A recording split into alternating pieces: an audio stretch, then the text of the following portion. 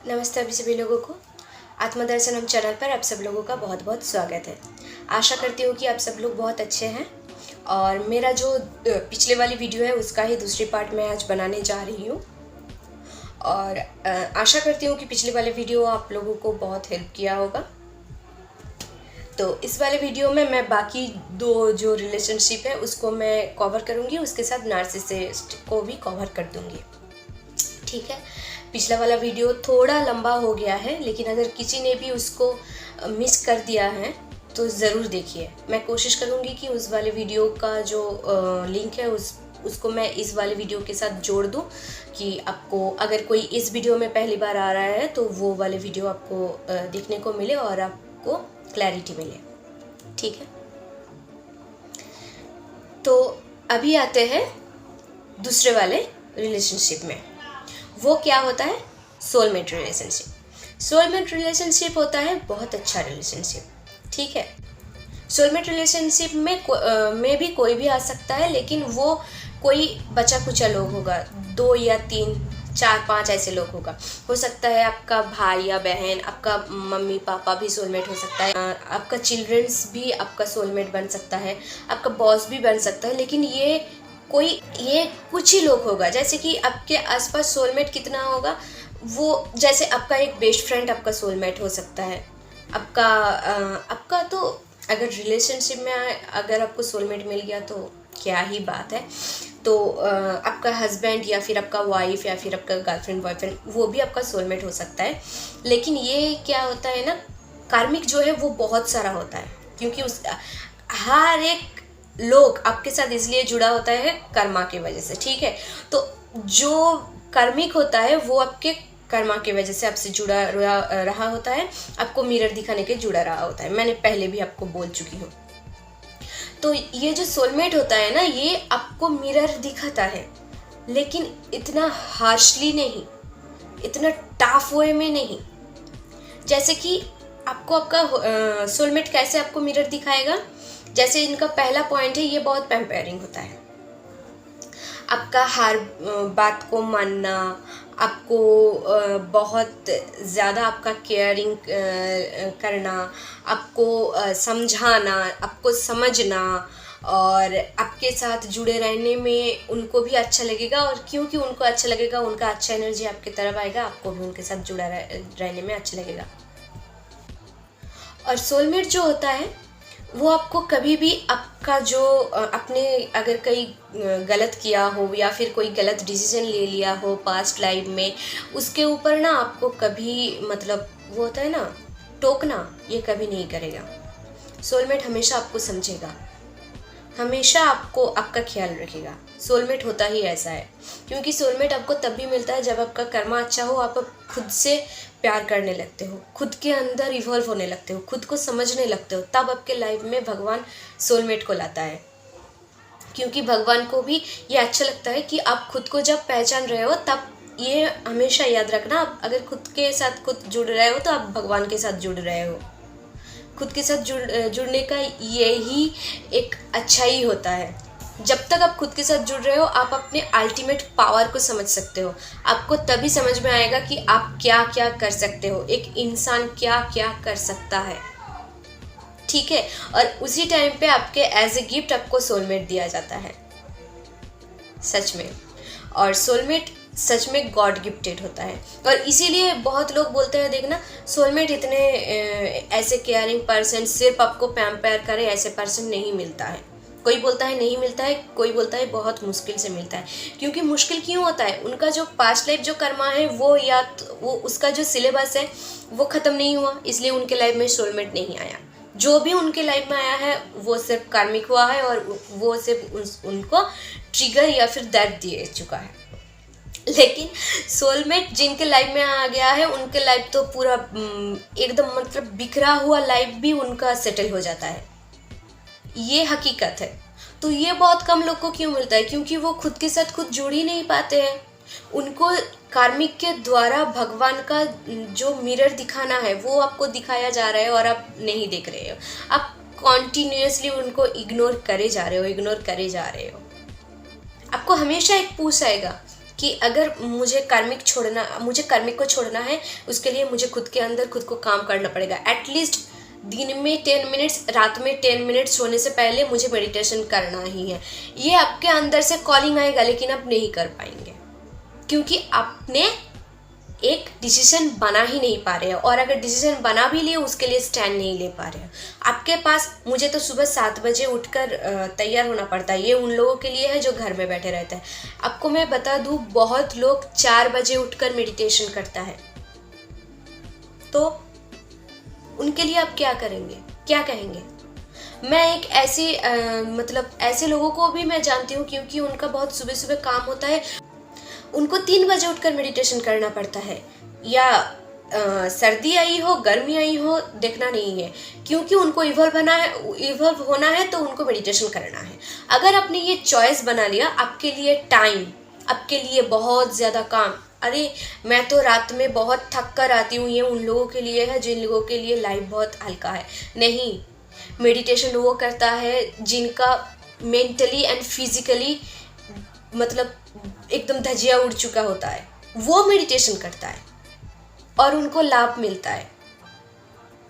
आपको अगर ये लग रहा है कि मेरे काम की वजह से, मेरे टाइम की वजह से मैं खुद के लिए टाइम नहीं निकाल पा रही हूँ, ये आपका गलती है। आप गलती कर रहे हो, आप खुद के लिए टाइम नहीं निकाल पा रहे हो, आप खुद के साथ बैठ नहीं पा रहे हो, आप खुद को समझ नहीं पा रहे हो, आप खुद को केयर नहीं कर पा रहे हो।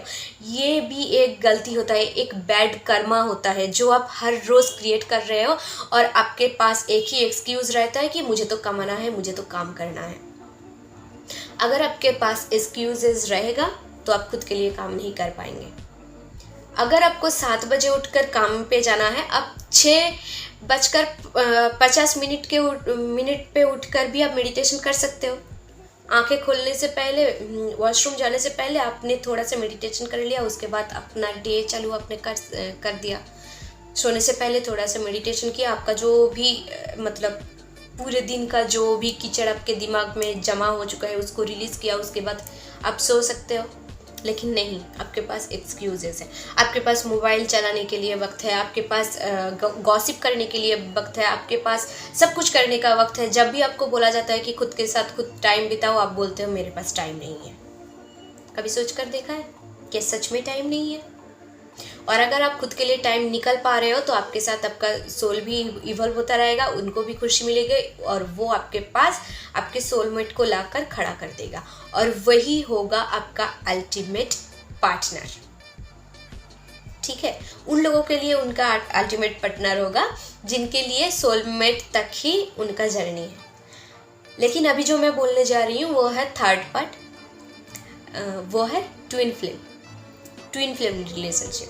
उनके पास सोलमेट आने के बाद भी बहुत सारा काम होता है, क्योंकि ट्विन फ्लेम जो होता है, ट्विन फ्लेम रिलेशनशिप में जो होता है, वो उनको समझ में आ जाता है कि एक्चुअल में रिलेशनशिप क्या है। तो ट्विन फ्लेम रिलेशनशिप में जो है उनके कुछ पॉइंट्स मैं बताऊंगी, लेकिन ये चैनल प्रॉपर ट्विन फ्लेम के ऊपर बेस्ड नहीं होगा, या फिर उनके ऊपर ज़्यादा वीडियो नहीं बनेगा। 1-2 कुछ साइंस, कुछ सिम्टम्स के ऊपर शायद मैं वीडियो बना दूं, लेकिन ज़्यादा ट्विन फ्लेम के बारे में इस चैनल में बात नहीं होगा, क्योंकि ये हर किसी के लिए चैनल है। ठीक है, तो ट्विन फ्लेम क्या होता है? अभी मैंने जो कहा, कार्मिक क्या होता है? आपका डार्क साइड। ठीक है, सोलमेट क्या होता है? आपका ही आईने में आपका प्रतिबिंब। ठीक है, मतलब आपकी अच्छी साइड का, लाइट साइड का आपका प्रतिबिंब। ठीक है, ट्विन फ्लेम क्या होता है? आपका ही सोल का आधा हिस्सा।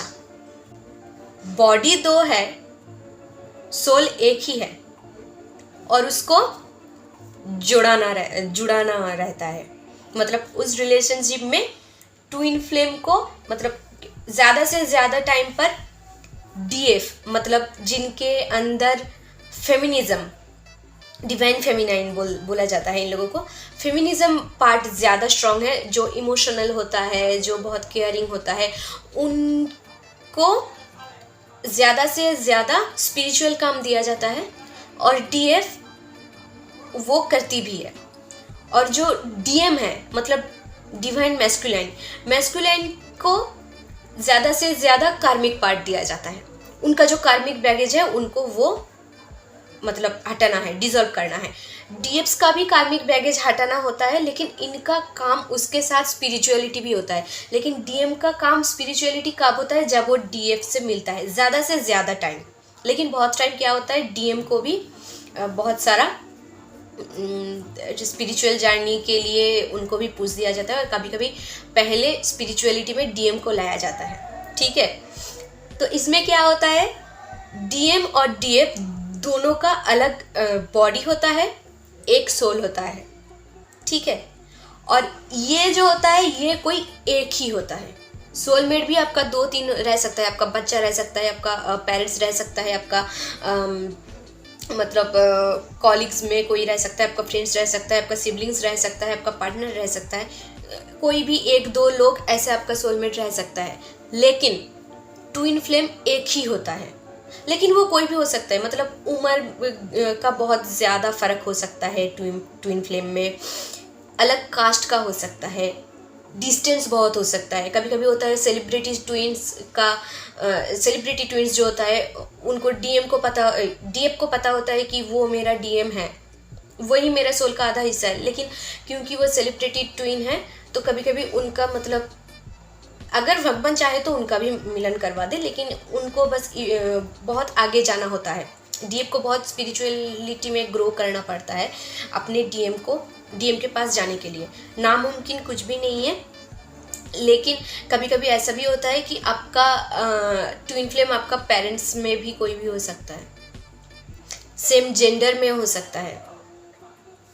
लेकिन बहुत सारे ट्विन फ्लेम होता ही है पैटर्न ब्रेक करने के लिए। ज़्यादा से ज़्यादा टाइम एक पैटर्न जा रहा है कि मेरे घर में हर कोई एक ही कास्ट का शादी करता है, उन्हीं घर में एक ऐसा ट्विन पैदा होगा जिनका ट्विन अलग कास्ट में है।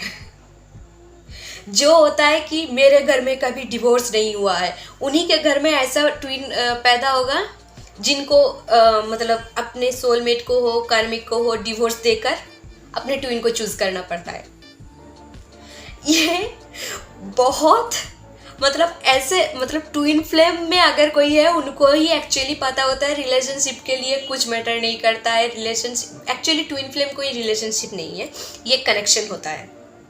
ठीक है, होता है ना, 2 सोल को कनेक्ट करवाना होता है। और यहाँ तक कि ट्विन फ्लेम में मैं जब थोड़ा सा इधर उधर देख रही थी तब मैंने देखा कि ट्विन फ्लेम का मतलब हर एक लोगों के अंदर 5 तत्व ही शामिल होता है। ठीक है, वाटर, सॉइल एंड वायु, उसके बाद आसमान और अग्नि, 5 तत्व से बना होता है एक ह्यूमन बॉडी। ट्विन फ्लेम का क्या होता है, इस बॉडी में 2 या 3 तत्व रहेगा, अलग बॉडी में 2 या 3 तत्व रहेगा, ऐसा होता है।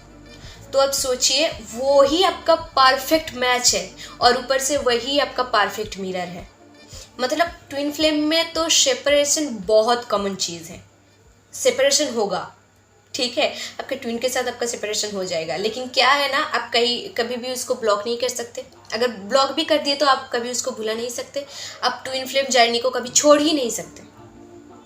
वो एक जर्नी होता है मोक्ष की तरफ आपको ले जाने के लिए, आपको वो जर्नी कवर करना ही पड़ता है। आपका ट्विन फ्लेम में आपका जो माइंडसेट वो कभी आपको शादी तक नहीं ले जाना होता है, रीयूनियन ज़रूर होता है। मतलब 2 लोगों को पहले होता है सेपरेशन, बांट दिया जाएगा, उसके बाद दोनों को इवॉल्व करवा के दोनों को एक साथ लाया जाएगा, उसको बोला जाता है रीयूनियन। लेकिन एक्चुअल में वो दोनों एक साथ ही रहते हैं, क्योंकि सोल को एक दूसरे से अलग करना बहुत नामुमकिन है। बॉडी एंड माइंड को अलग करा जा सकता है, वही किया जाता है। ठीक है, ट्विन फ्लेम में सोल को तो आप अलग नहीं कर सकते हो। आप खुद को कैसे खुद भूल जाओगे? ट्विन फ्लेम में ऐसे ही होता है, आप खुद को खुद नहीं भूल पाओगे। इसलिए ट्विन फ्लेम में डीएफ ज़्यादा से ज़्यादा टाइम डीएफ का पहले वेकनिंग होता है स्पिरिचुअलिटी की तरफ। कभी कभी डीएम का भी होता है, लेकिन जो भी स्पिरिचुअल वेकेंट है उनका जो काम होता है वो धीरे धीरे मोक्ष की तरफ जाना होता है। उसके बाद डीएम को, या फिर अगर कभी कभी डीएम का अगर रहा कार्मिक बैगेज क्लियर करना, उसको खींच के स्पिरिचुअलिटी की तरफ ले जाना होता है। मोक्ष के तरफ ले जाना होता है। ट्विन फ्लेम में एक और चीज़ बहुत कॉमन होता है, उनके साथ आपका बहुत सारा हैबिट्स एक ही टाइप का होगा, बहुत सारा हैबिट्स आपका एक होगा। आपको ऐसा लगेगा ट्विन फ्लेम में इतना एनर्जी रहता है क्योंकि वो आपका सोल है, ठीक है। इतना एनर्जी रहता है कि वो आपको अगर कॉल करे ना तो आपको ऐसा लगेगा उसका कॉल आ गया, उसका टेक्स्ट आ गया। वो जब सेपरेशन आएगा, बाबल फेस आता है, एक बाबल फेस, मतलब इस टाइम पे क्या होता है, मतलब वो बाबल वो बड़ा हो रहा है, वो फूटेगा, ठीक है, एक वॉल्केनो निकलेगा, ऐसा होता है, ठीक है। तो उस टाइम पे क्या होता है, वो आपको 2 दिन बाद एक बार कॉल कर लिए, आप बहुत खुश हो रहे हो, बहुत खुश हो रहे हो, और जब भी वो उनको आपको कॉल नहीं कर रहा है, आप बहुत लो हो रहे हो, बहुत लो हो रहे हो। ये क्यों होता है? क्योंकि आपको क्रेविंग रहता है, उनके लिए आपको क्रेविंग रहता है, क्योंकि ये कनेक्शन होता है, ये रिलेशनशिप नहीं होता है। और इसीलिए इसका मकसद शादी नहीं होता है, आपको जुड़ना नहीं होता है, सिर्फ इंटीमेसी नहीं होता है ट्विन फ्लेम में। ट्विन फ्लेम बहुत वास्ट मतलब बहुत वास्ट एक कनेक्शन होता है, उनका सिलेबस बहुत वास्ट होता है, लेकिन यहाँ पर मैं इतना ही बोलूँगी। और इसके अलावा भी मैं अगर आप लोगों का रिक्वायरमेंट रहे तो मैं अलग से ट्विन फ्लेम का कुछ साइंस मैं यहाँ पर डाल दूँगी कि आपको ट्विन फ्लेम समझने में इंटरेस्ट हो या फिर आपको प्रॉब्लम ना हो ट्विन फ्लेम को समझने में।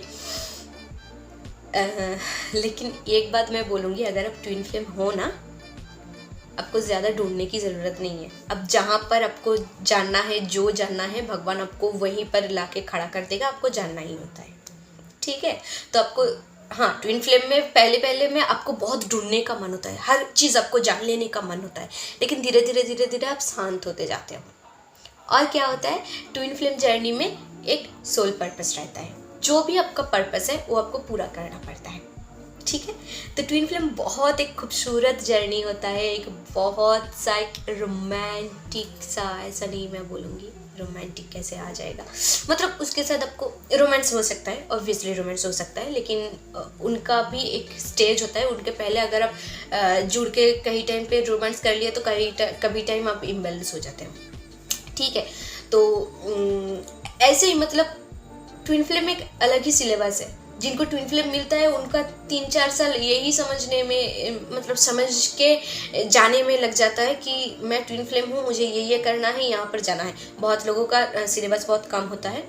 सिलेबस मतलब क्या होता है कि हम लोग ना यहाँ पर आने से पहले एक सोल कॉन्ट्रैक्ट हम भगवान के साथ बैठ के करके आता है कि ये हम करेंगे, ये हम रिलीज़ करेंगे, ये हम दूसरे के लिए करेंगे, ये मैं खुद के लिए करूँगी, उसके बाद हम यहाँ पर जाके मिलेंगे, ये हम करेंगे। इसको बोला जाता है सोल कॉन्ट्रैक्ट, ठीक है। ये हम भूल जाते हैं लेकिन भगवान को याद रहता है, इसलिए वो जहाँ पर हमने जो सिलेक्ट किया है वहाँ पर जाके आपको खड़ा कर देगा, ठीक है। तो यही होता है ट्विन फ्लेम का नहीं, आपके इस धरती में जन्म लेने का यही होता है मज़ा। आपको ज़्यादा कुछ सोचने की ज़रूरत ही नहीं है, लेकिन हमारा ओवर थिंकिंग है, हम क्या करेंगे, ठीक है। और इसके साथ मैं चाहूँगी नार्सिसिस्ट को थोड़ा सा कवर कर देने के लिए। नार्सिसिस्ट क्या होता है, ये ना मतलब क्या बोलूँ, नार्सिसिस्ट एक्चुअली वर्ड नहीं लेना चाहिए क्योंकि ये भी एक टाइप का मतलब गाली टाइप का सुनाई देता है, लेकिन मैं नार्सिसिस्ट यही ऐसे ही बोल देती हूँ। मुझे किसी पे कोई मतलब ये नहीं आता है कि वो नार्सिसिस्ट है, वो बुरा है, मुझे कभी नहीं आता है, तो मैं ऐसे ही बोलती हूँ। तो ये है, तो अब मैं क्या करूँगी, आपको तो गाइड करना ही है। तो नार्सिसिस्ट क्या होता है, ये थोड़ा सा मतलब इनका ना मतलब सच में इनका साइकोलॉजिकली डिसऑर्डर रहता ही रहता है, ठीक है। तो इसलिए ये ना हमेशा किसी न किसी से एनर्जी लेता रहता है खुद को संभालने के लिए। तो इसलिए इनको ना कभी भी आप लोग गलत मत सोचिए।